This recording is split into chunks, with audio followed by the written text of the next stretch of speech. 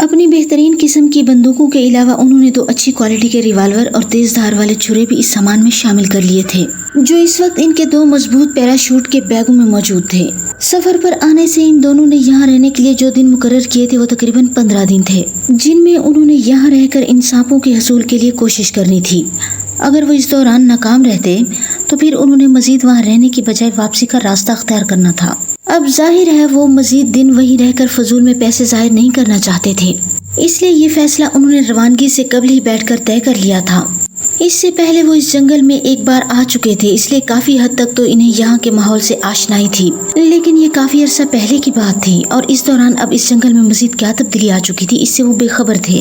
ہو سکتا تھا جس وقت وہ پہلے یہاں آئے تھے اس وقت بھی یہاں ممبا کا علاقہ موجود تھا، لیکن چونکہ اس میں ان دونوں کا فوکس صرف تیندوں کا شکار تھا، اس لیے شاید وہ اس طرف توجہ نہیں دے پائے تھے۔ اب چونکہ وہ خصوصی طور پر ممبا کی تلاش میں یہاں پہنچے تھے، اس لیے اب انہوں نے یہی فیصلہ کیا تھا کہ وہ صرف اور صرف ممبا کی تلاش ہی کریں گے، ورنہ واپس لوٹ جائیں گے۔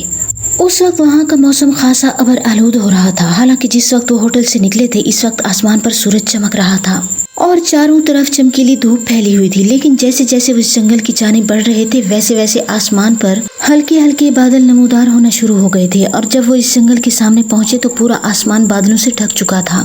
جنگل کافی وسیع و عریض رقبہ پر پھیلا ہوا تھا اور جہاں جہاں تک نگاہ جاتی تھی وہاں وہاں دیو قامت درختوں کا سلسلہ پھیلا ہوا تھا۔ جنگل کے کنارے پر موجود درختوں پر اچھلتے کودتے بندر اور لنگور آپس میں مستیاں کرتے دکھائی دے رہے تھے۔ ان میں سے تو بہت سے انہیں یوں بھی حیرت سے دیکھ رہے تھے جیسے ان سے کہہ رہے ہوں کہ بے وقوفوں کیوں اپنی زندگی کے پیچھے ہاتھ دھو کر پڑ گئے ہو۔ کچھ بندروں نے تو ان کی طرف ناریل بھی پھینک مارے، جنہیں اٹھا کر انہیں توڑ کر اپنی پیاس بجھائی۔ اب وہ وہیں کھڑے یہی سوچ رہے تھے کہ اگر بارش ہونے لگی تو ان کے لیے یہیں پڑاؤ بہتر رہے گا یا جنگل کے اندر کسی محفوظ مقام پر جا کر اپنا ٹھکانہ بنایا جائے۔ پھر باہمی بات چیت کے بعد یہی فیصلہ کیا گیا، چونکہ ابھی بارش شروع نہیں ہوئی ہے اس لیے جس تیزی سے اور جس قدر جنگل کے اندر جایا جا سکتا ہے جایا جائے اور وہیں کسی محفوظ جگہ پر پہنچ کر اپنا ٹھکانہ بنایا جائے تاکہ دوسری صبح انہیں مزید محنت نہ کرنا پڑے۔ ویسے بھی بادلوں کی رنگت سے صاف ظاہر ہو رہا تھا کہ برسنے والے نہیں ہیں۔ جنگل میں جل تھل ہونے کی وجہ سے اکثر وہاں موجود گڑھوں میں نشیبی علاقوں میں پانی جمع ہو جانے کی وجہ سے بہت سے جنگلی جانور اور اکثر وہاں سے بسنے والے جنگلی بھی ان میں گر کر موت کا شکار ہو جاتے ہیں۔ اس لیے یہ دونوں دل ہی دل میں دعا مانگ رہے تھے کہ بارش نہ ہو، ورنہ ان کے پلان کے مطابق 15 روز اسی بارش کی نظر ہی ہو سکتے تھے، کیونکہ اکثر جنگلات میں موسمی بارشوں کا سلسلہ کئی روز تک چلتا رہتا ہے، جس کی وجہ سے وہاں کافی مشکلات کا سامنا کرنا پڑتا ہے۔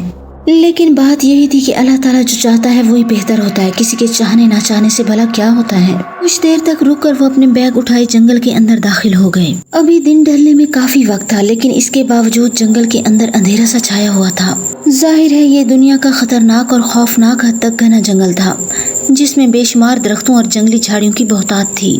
وہ جلدی جلدی قدم اٹھاتے کسی ایسی جگہ کی تلاش میں تھے جہاں وہ اپنا خیمہ نصب کر کے بارش سے اور جنگلی جانوروں سے خود کو محفوظ پناہ میں چھپا سکیں۔ پھر جلد ہی انہیں ایک ایسی جگہ دکھائی دے گئی جہاں درختوں کا ایک چھوٹا سا جھنڈ موجود تھا۔ اس کی خاص وجہ یہ تھی کہ وہ ایک تکون کی صورت میں تھا اور سامنے کا رخ تقریباً خالی ہی تھا۔ اس طرح وہ اپنا یہاں خیمہ نصب کر کے خود کو 3 اطراف سے محفوظ رکھنے کے ساتھ ساتھ سامنے سے آنے والے ممکنہ خطرے سے بھی خود کو بچا سکتے تھے۔ یہ جگہ دیکھتے ہی انہوں نے جھٹ پٹ وہاں خیمہ نصب کر کے اس کے اندر اپنے بیگ رکھے اور ایک چھوٹا سا تیل والا چولہا نکال کر اس پر ڈبے سے کھانا نکال کر گرم کر کے کھایا۔ پیٹ بھرتے ہی جیسے ان پر نیند کا غلبہ چھانے لگا وہ اس بات سے بے خبر تھے کہ وہ اس وقت انتہائی خطرناک ترین جنگل کے اندر موجود ہیں۔ پھر دونوں مزے سے نیند کے مزے لینے لگے۔ آسمان پر بادل اب چھٹنے لگے تھے، ان کا اندازہ درست ثابت ہوا تھا۔ تھوڑی ہی دیر میں دوبارہ دھوپ نکل آئی، لیکن یہ سب کچھ دیکھنے والے خیمے میں لمبی تان کر سوئے نیند کے مزے لے رہے تھے۔ کسی نے سچ کہا ہے کہ نیند تو کانٹوں کے بستر پر بھی آ جاتی ہے، اور اس کا واضح ثبوت اس وقت خیمہ میں موجود تھا۔ یا خدایا یہ سانپ تھے یا قدرت نے جہنم کے سارے سانپوں کو ایک ہی جگہ اکٹھے ہونے کا حکم نامہ جاری کر دیا تھا۔ چھوٹے بڑے کلبلاتے ممبا سانپ بڑے سانپ چھوٹے سانپوں کو جلدی جلدی ہڑپ کرنے میں مصروف تھے، اور ان کی تعداد تھی کہ کم ہونے کی بجائے بڑھتی چلی جا رہی تھی۔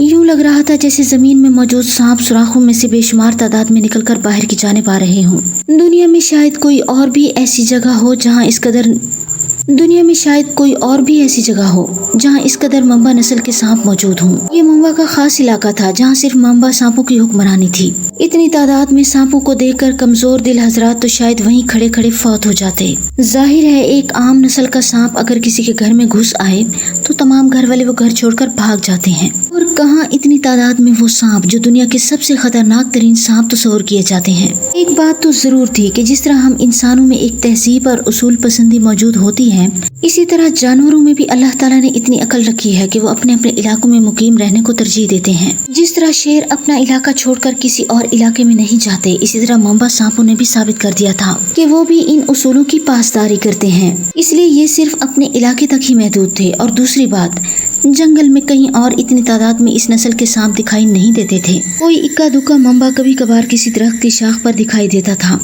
वरना ये सब इसी इलाके में मौजूद रहते थे। मंबा सांपों के इलाके के मुतालिक गजलबाज ने एक बुजुर्ग शिकारी से पूछा था, जिसके इर्ज इसने बहुत सी रकम लेकर कुछ मालूमात फराहम की थी, जिसकी वजह से कम से कम इन्हें ये फायदा जरूर हो सकता था कि उन्हें जंगल में भटकना नहीं पड़ेगा। इसलिए वो इन सांपों की तलाश में निकलने से पहले अच्छी तरह ताज़ा दम हो जाना चाहते थे। इसलिए उन्होंने खाना खाते ही सोने का प्रोग्राम बना लिया, लेकिन सोने से पहले उन्होंने खैमा का दरवाजा अच्छी तरह मजबूती से बांध दिया था। वैसे भी इनकी छठी हिस्स इस कदर होशियार हो चुकी थी कि जरा सी आहट पर इन्हें खबरदार कर देती थी। तकरीबन 3-4 घंटे सोने के बाद जब उनकी आंख खुली तो शाम की साई पर फैलाने लगे। ये देखकर वो जल्दी से उठकर दोबारा अपने खाने के लिए बैगों से कुछ निकालने लगे, और थोड़ा बहुत खाने के बाद उन्होंने रात यहीं गुजारने का इरादा किया और उठकर दोनों खैमा के बाहर बैठ गए।